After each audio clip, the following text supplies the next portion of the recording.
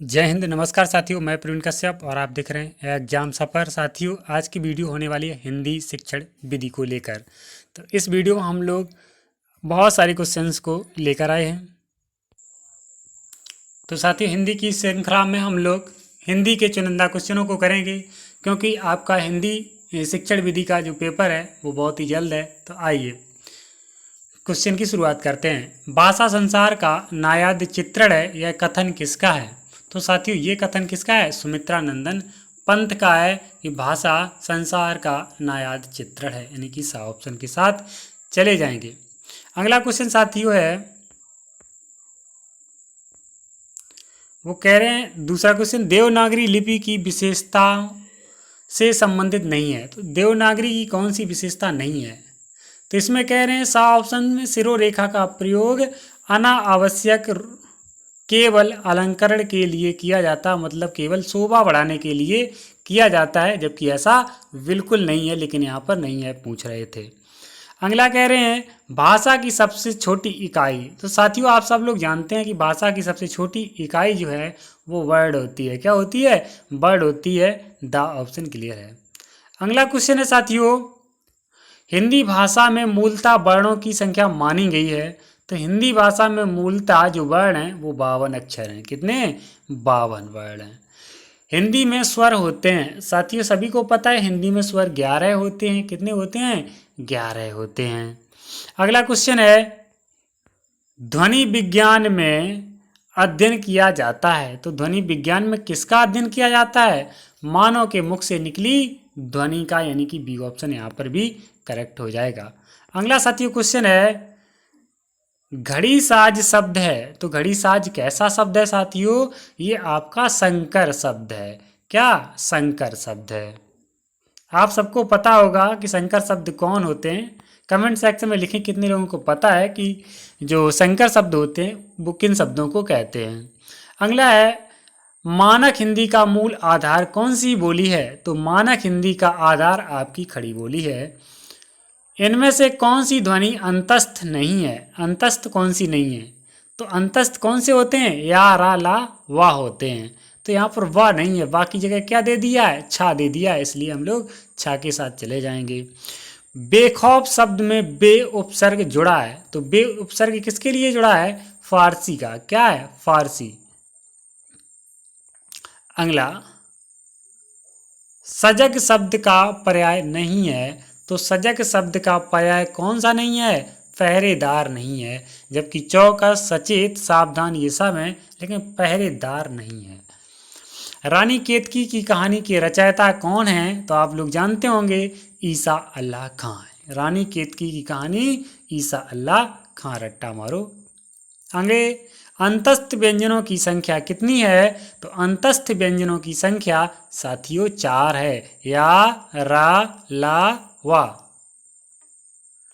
जिन वर्णों का उच्चारण बिना बाधा और अवरोध के होता है, ऐसे वर्णों को कहते हैं। तो क्या कहेंगे? स्वर कहते हैं, जबकि व्यंजन स्वरों की सहायता से बोले जाते हैं। अगला क्वेश्चन है साथियों, लिपि का विकास, लिपि विकास का प्रथम सोपान है। तो लिपि विकास का प्रथम सोपान इनमें से कोई नहीं है। चित्रलिपि, वर्ड लिपि, अक्षर लिपि, ये कोई नहीं है, इसलिए हम लोग द ऑप्शन के साथ जाना चाहेंगे। भाषा के रूप हैं। तो भाषा के रूप कौन से हैं साथियों? राज्य भाषा, अंतर्राष्ट्रीय भाषा, मातृभाषा, या ये सभी? तो भाषा सभी प्रकार की होती है। राजभाषा भी होती है, राष्ट्रभाषा भी होती है, मातृभाषा भी होती है, अंतर्राष्ट्रीय भाषा भी होती है। अगला साथियों क्वेश्चन है, भाषा का मूल घटक है। तो भाषा का मूल घटक भाषा विज्ञान, व्याकरण, भाषा कौशल, ये सभी आंसर इसके हो जाएंगे। पूरब और उत्तर के बीच की दिशा कहलाती है। तो ये क्या कहलाती है? पूरब और उत्तर के बीच की दिशा को ईशान कहते हैं। क्या कहते हैं? ईशान कहते हैं। संस्कृत के वे शब्द जो हिंदी में ज्यों का त्यों प्रयुक्त होते हैं वे कहे जाते हैं। तो तत्सम, शिक्षण की गति आधारित होनी चाहिए। तो शिक्षा की गति कैसी होनी चाहिए? छात्रों के सीखने की गति पर आधारित होनी चाहिए। ऑप्शन करेक्ट हो जाएगा। अगला प्यारे साथियों क्वेश्चन आपके सामने है, शिक्षण को सीखने के संगठन में सर्वोत्तम प्रकार के से परिभाषित किया जा सकता है, यह परिभाषा है। तो ये रायवर्न की है। किसकी है? रायवर्न की है। साथियों पहले से टिक लगाने का मतलब यही है कि एग्जाम के समय में बहुत जल्दी से जल्दी रिवीजन कर लिया जाए, क्योंकि क्विकली रिवीजन, जल्दी से रिवीजन ही एग्जाम में फ़ायदेमंद होगा, क्योंकि हमें ज़्यादा से ज़्यादा क्वेश्चन देख लेते हैं एग्जाम में तो ज़्यादा लाभ होता है। अगला क्वेश्चन साथियों, कक्षा शिक्षण तब अच्छा होता है जब कक्षा के सभी छात्र प्रश्न पूछें व उत्तर देने में तत्पर हों। ये बात होती है, शांत बैठने से कुछ नहीं होगा। अगला है, निम्नलिखित में कौन सा शिक्षण सूत्र गेस्टॉल्ट मनोविज्ञान पर आधारित है? तो गेस्टॉल्ट मनोविज्ञान पर आधारित शिक्षण सूत्र जो है पूर्ण से अंश की ओर है, यानी कि बा ऑप्शन करेक्ट हो जाएगा। खेल पर आधारित शिक्षण विधि है। तो खेल पर आधारित शिक्षण विधि आप लोग जानते हैं, किंडरगार्टन ने कहा है कि बच्चा खेल खेल में सीखता है। क्या? बच्चा खेल खेल में सीखता है। और किंडरगार्टन विधि के प्रवर्तक कौन से हैं? तो वो आपके फ्रोवेल साहब हैं। वास्तव में प्रश्न सबसे अच्छा उत्तेजक है और यह शिक्षक को शीघ्र उपलब्ध हो जाता है, यह कथन है। तो किसका है? कॉल्विन का है। किसका है? कॉल्विन का है। प्रयोग प्रदर्शन विधि का गुण है। तो प्रयोग प्रदर्शन विधि का गुण जो है सक्रिय वातावरण, स्थायी ज्ञान, मानसिक विकास में सहायक, उपरोक्त सभी। बाल केंद्रित शिक्षा का उद्देश्य है। तो बाल केंद्रित शिक्षा का उद्देश्य जो होगा बालकों का सर्वांगीण विकास, मतलब बालक का हर प्रकार से विकास होना है। अगला प्यारे साथियों क्वेश्चन है, संज्ञानात्मक क्षेत्र से संबंधित नहीं है। तो ये आपका समयबद्धता नहीं है। आप लोगों को बता दें कि आपकी जो होम साइंस के कमेंट आते हैं तो आप लोग समझ लीजिए कि होम साइंस का मैंने सिलेबस कंप्लीट करा दिया है और आपका हिंदी का भी सिलेबस कंप्लीट करा दिया है। तो इसलिए आप सबसे पहले अपनी प्लेलिस्ट देख लिया करें, इसके बाद आप लोग कमेंट किया करें। अब बात आती है कि आपने भैया जो पर्यावरण शिक्षण है वो नहीं करवाया है, तो पर्यावरण शिक्षण वो भी कंप्लीट हो गया है, आप अपने प्लेलिस्ट को चेक कर लें। सुकराती विधि कहते हैं। तो सुकराती विधि के लिए कहीं भी सुकराती शब्द आ जाए तो प्रश्नोत्तर विधि आंसर रहेगा, क्योंकि इस क्वेश्चन को कई तरीके से घुमा घुमा के कई पुस्तकों में पूछा गया है। प्राथमिक स्तर पर दबे समिति ने किस विषयों में अपेक्षित अधिगम स्तर का निर्धारण किया था? तो ये आपका भाषा अधिगम क्या होगा? भाषा अध्ययन, गणित अध्ययन, पर्यावरण अध्ययन, इसलिए उपरोक्त सभी के साथ चले जाएंगे। अगला है, किंडरगार्टन प्रणाली शिक्षण के किस सिद्धांत पर आधारित है? तो क्रियाशीलता या करके सीखने के सिद्धांत पर आधारित है, यानी कि ऑप्शन के साथ चले जाएंगे। अगला प्यारे साथियों क्वेश्चन है, शिक्षण सूत्रों के प्रयोग से शिक्षण प्रक्रिया में निम्नलिखित लाभ होता है। तो क्या लाभ होता है साथियों? शिक्षण गुणवत्ता में वृद्धि, सुचारू रूप से शिक्षण, पथ प्रदर्शन में सहायक, उपरोक्त सभी के साथ चले जाएंगे। अगला साथियों क्वेश्चन कह रहे हैं, बालक प्रश्न पूछने की बजाय प्रश्न किए जाने से अधिक सीखते हैं। तो ऐसा कौन कहते हैं?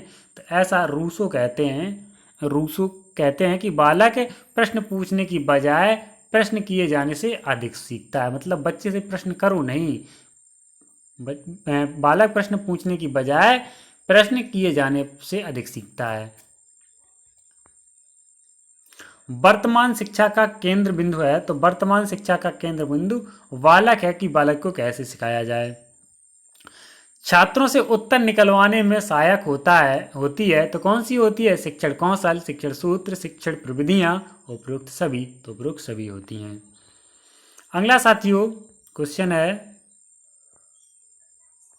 शिक्षण सूत्र पथ प्रदर्शन करते हैं जिसमें सिद्धांत से व्यवहार में सहायता के लिए अपेक्षा की जाती है, यह कथन है। तो ये कथन टी रेमंड का है। विश्लेषण से संश्लेषण का प्रभाव प्रयोग निम्नांकित विषय में किया जाता है, तो इसका आंसर होगा इतिहास विषय में। अगला क्वेश्चन साथियों है, व्याख्यान उन तथ्यों, नियमों या अन्य संबंधों का स्पष्टीकरण जिसमें शिक्षक चाहता है कि श्रोता उसे समझे। यह कथन किसका है? तो ये कथन आपका रूसो का है। क्विज, वाद विवाद एवं अंताक्षरी भी एक रूप होते हैं, तो किसके होते हैं? समूह चर्चा प्रविधि के होते हैं, इसलिए वह ऑप्शन के साथ चले जाएंगे। प्रस्तावना कौशल का संबंध छात्रों डॉट डॉट के होता है, तो किससे होता है? छात्रों के पूर्व ज्ञान से होता है। अगला क्वेश्चन है, शिक्षण पुनर्बलन की आकस्मिकताओं का क्रम है या परिभाषा है? तो V.F. स्किनर की है। अगला क्वेश्चन है, शिक्षा का मूलभूत सिद्धांत है? तो क्रियाशीलता का सिद्धांत है। अगला क्वेश्चन है, शिक्षण का सर्वाधिक महत्वपूर्ण उद्देश्य है? तो ये है उपयोगी ज्ञान प्रदान कर सर्वांगीण विकास करना, यानी कि बी ऑप्शन करेक्ट हो जाएगा। कौन सा? बी ऑप्शन करेक्ट हो जाएगा। अंश पूर्ण से अंश की ओर शिक्षण सूत्र आधारित है, तो किस पे है? गेस्टॉल्ट मनोविज्ञान पर आधारित है। अगला साथियों क्वेश्चन है, क्रियापरक शिक्षण विधि का अर्थ है? तो क्रियापरक शिक्षण विधि का अर्थ क्या होगा? छात्र का अपनी स्वयं की क्रियाओं के द्वारा ज्ञान प्राप्त करना, यानी कि बी ऑप्शन करेक्ट हो जाएगा। प्रस्तावना कौशल का मुख्य घटक है, तो प्रस्तावना कौशल का मुख्य घटक क्या होगा? कथनों में तारतम्यता। क्या? प्रश्नों में कथनों में तारतम्यता। अगला क्वेश्चन है, कहानी कहने में क्रमबद्ध घटनाओं के वर्णन पर ध्यान रखा जाता है, यह किस प्रकार की शिक्षण प्रविधि है? तो ये आपकी विवरण विधि है। अगला क्वेश्चन है साथियों, ज्ञात से अज्ञात की ओर सबसे पहले किसने ध्यान आकर्षित किया? तो ये आपके हर्बर्ट साहब ने कहा था। किसने कहा? हर्बर्ट ने। स्थूल से सूक्ष्म की ओर शिक्षण सूत्र को अन्य किस नाम से जाना जाता है? तो इसे मूर्त से अमूर्त की ओर नाम से भी जाना जाता है। अगला क्वेश्चन है साथियों, गेस्टॉल्ट मनोविज्ञान पर आधारित शिक्षण सूत्र है, तो कौन सा है? सरल से अंश की ओर। क्या है? सरल से अंश की ओर। इसका सा ऑप्शन करेक्ट हो जाएगा। पाठ की विषय सामग्री का विभाजन इस ढंग का होना चाहिए कि वे विचार को समझने में सरल हों। वे पाठ के प्रारंभिक बिंदु में प्रयोग किए और जो कठिन हो वे क्रमशः छात्रों के सामने आए। उपरोक्त कथन किस सूत्र से संबंधित है? तो ये आपका सरल से जटिल की ओर सूत्र है। किस सूत्र का संबंध आगमन विधि से है? तो आपका विशिष्ट से सामान्य की ओर। पूर्ण से अंश की ओर शिक्षण स्थूल का पर्याय सूत्र है, तो विश्लेषण से संश्लेषण की ओर। अगला क्वेश्चन साथियों कुछ है, बालक को केंद्र मानकर अर्थात बालक की रुचियों के अनुसार शिक्षण किस सूत्र द्वारा किया जाता है? तो यह आपका है मनोवैज्ञानिक से तर्क संगत की ओर, यानी कि सा ऑप्शन भी इसका करेक्ट हो जाएगा। अगला साथियों क्वेश्चन आपके सामने है 55। ठीक है, शिक्षण सूत्र का प्रभाव पड़ता है, तो किस पर पड़ता है? शिक्षक पर पड़ता है, शिक्षण पर। शिक्षण सूत्र का प्रभाव किस पर पड़ेगा? शिक्षण पर। पहले छात्र को पूर्ण ज्ञान प्रदान किया जाता है, इसके पश्चात पूर्ण से अंश किए जाएं, तो इसके क्या होगा? विश्लेषण होगा। ऐसी वस्तुएं स्थूल कहलाती हैं जो बालक के संपर्क में आती हैं और विचारों को उद्बुद्ध करती हैं, तो ऐसा कौन कहते हैं? एस्टापेस्टोलॉजी कहते हैं। अगला क्वेश्चन है, पूर्ण से अंश की ओर का शिक्षण सूत्र आधारित है, तो ये गेस्टॉल्ट मनोविज्ञान पर आधारित है। शिक्षण प्रविधियां आधारित होती हैं, तो किस पर होती हैं? शिक्षण सूत्रों पर आधारित होती हैं। अगला क्वेश्चन है, निम्नलिखित में से उपयुक्त शिक्षण सूत्र है, तो कौन सा है? मूर्त से अमूर्त की ओर, यानी कि सा ऑप्शन करेक्ट है। अगला साथियों क्वेश्चन है, शिक्षण का सूत्र नहीं है तो कौन सा नहीं है? प्रेरणा का सिद्धांत नहीं है। शिक्षण सूत्र पथ प्रदर्शन करते हैं जिसमें सिद्धांत से व्यवहार में सहायता के लिए अपेक्षा की जाती है, यह कथन है। तो किसका कथन है? रेमंड का कथन है। अगला क्वेश्चन है साथियों, शिक्षण को पूर्व ज्ञान पर ही नए ज्ञान को आधारित करना चाहिए, यह कथन किस शिक्षण सूत्र की ओर संकेत करता है? तो ये करता है ज्ञात से अज्ञात की ओर। उदाहरणों एवं दृष्टांतों के द्वारा कोई सामान्य नियम या सिद्धांत बनाना कौन सा शिक्षण सूत्र है? तो ये विशिष्ट से सामान्य की ओर है। अगला साथियों क्वेश्चन है, शिक्षण का मूलभूत सिद्धांत है तो क्या है? क्रियाशीलता का सिद्धांत है। शिक्षण का सामान्य सिद्धांत नहीं है तो ये आपका परिणाम का सिद्धांत। पाठ के प्रमुख तथ्यों को बार बार दोहराना किस शिक्षण सिद्धांत के अंतर्गत आता है? तो आवृत्ति सिद्धांत के अंतर्गत आता है। अगला साथियों आपके सामने क्वेश्चन है, शिक्षण द्वारा कक्षा में अंताक्षरी एवं काव्य पाठ प्रतियोगिता कराना कौन सा शिक्षण सिद्धांत है? तो ये आपका अभिप्रेरित एवं रुचि का सिद्धांत है, यानी कि डी ऑप्शन के 10 ऑप्शन के साथ चले जाएंगे। उच्चारण में सशक्त क्षमता होती है तो किसकी होती है? अभिव्यक्ति की होती है। दैनिक जीवन में महत्वपूर्ण स्थान है तो किसका है? पद्य का, नॉट गद्य का। उच्चारण शिक्षण का उपयुक्त अवसर है तो ये कैसा है? प्राथमिक है। अगला क्वेश्चन साथियों, कक्षा 1 से 3 में सहारा लिया जाता है तो अभिनय प्रणाली का। देखते होंगे आजकल बहुत सारे वीडियोज वायरल होते हैं जिसमें टीचर बच्चों को गा गा कर नाच नाच कर पढ़ाते हुए दिखाई देते हैं। कविता शिक्षण के लिए दोषपूर्ण प्रणाली है तो कौन सी है? गीत प्रणाली दोषपूर्ण है। किस प्रणाली से छात्रों में सक्रियता बनी रहती है? तो छात्रों में सक्रियता कब बनी रहती है? प्रश्नोत्तर विधि में। और कहानी विधि में तो बच्चा निष्क्रिय हो जाता है, सुनता बैठा रहता है कि भैया हम तो ऊब गए हैं, ये अपनी अपनी सुनाने में लगे हुए हैं। मानव अपने भावों को ध्वन्यात्मक रूप से प्रकट करता है, उसे मौखिक अभिव्यक्ति कहते हैं, यह कथन है। तो ये ज्ञान बिहारी लाल जी का है। किसका है साथियों? ये आपका ज्ञान बिहारी लाल का है, यानी कि ये ऑप्शन करेक्ट हो जाएगा। अगला क्वेश्चन है, अभिव्यक्ति का उद्देश्य है तो अभिव्यक्ति का उद्देश्य होगा भाषा और साहित्य में कवि का विकास। किसका? भाषा और साहित्य में कवि का विकास।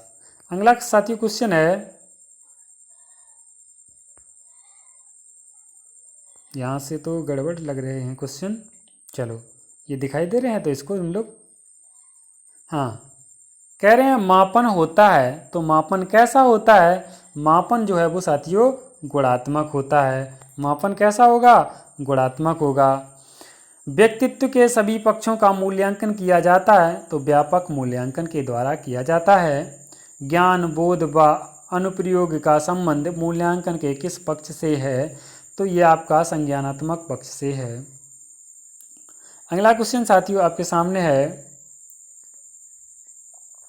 सत्र के अंत में किए जाने वाला मूल्यांकन कहलाता है तो सत्र कब खत्म होगा? वर्ष में, तो वार्षिक मूल्यांकन होगा। अगला प्रायोगिक मूल्यांकन होता है तो प्रायोगिक मूल्यांकन किस में होगा? विज्ञान में प्रयोग होते हैं, भूगोल में और कृषि में प्रयोग होते हैं।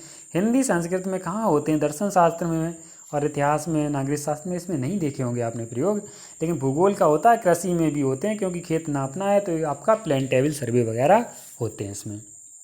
अगला क्वेश्चन है, उत्तम परीक्षण की विशेषताएं नहीं है तो उत्तम परीक्षण की विशेषता आपकी कठोरता बिल्कुल नहीं है। छात्रों के प्रारंभिक ज्ञान का मूल्यांकन किया जाता है तो कैसे किया जाता है? मौखिक मूल्यांकन से किया जाता है, यानी कि सा ऑप्शन करेक्ट हो जाएगा। छात्रों की रुचियों, संवेगों एवं मनोवृत्तियों से संबंधित मूल्यांकन का पक्ष कहलाता है तो कैसा कहलाता है? भावात्मक पक्ष कहलाता है। अगला क्वेश्चन है, छात्रों की त्रुटियों का ज्ञान होने पर उन्हें दूर करने के लिए किया जाने वाला शिक्षण कहलाता है। तो उपचारात्मक, मतलब उपचार कर देंगे हम लोग उसका। अगला साथियों क्वेश्चन, यहाँ पर आपको विजुअल नहीं होंगे 2-3 क्वेश्चन, चलो आगे देख लेते हैं।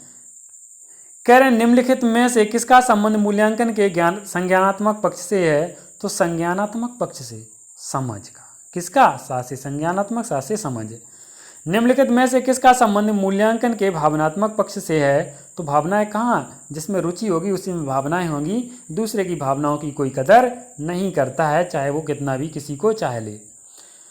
सतत और व्यापक मूल्यांकन की प्रक्रिया में मुख्यतः कितनी क्रियाएं होती हैं। तो आपकी होती हैं यहाँ पर 5 क्रियाएं होती हैं। व्यापक मूल्यांकन द्वारा मूल्यांकन किया जाता है तो किसका? व्यक्तित्व के सभी पक्षों का किया जाता है। मूल्यांकन का संज्ञानात्मक पक्ष संबंधित है तो आपका ज्ञान से भी है, बोध से भी, अनुप्रयोग से भी है, इसलिए उपरोक्त सभी के साथ चले जाएंगे। अब साथियों कभी कभी स्टूडेंट कमेंट कर देते हैं कि भैया जो क्वेश्चंस हैं वो कहीं ना कहीं दिक्कत कर रहे हैं, एक आध क्वेश्चन कभी कभी हो जाता है, आप देख सकते हैं पुस्तक वाले भी ये लिख देते हैं, तो आप इस पर भी ध्यान जरूर दें। थैंक यू फॉर वॉचिंग, मिलते हैं नेक्स्ट वीडियो में।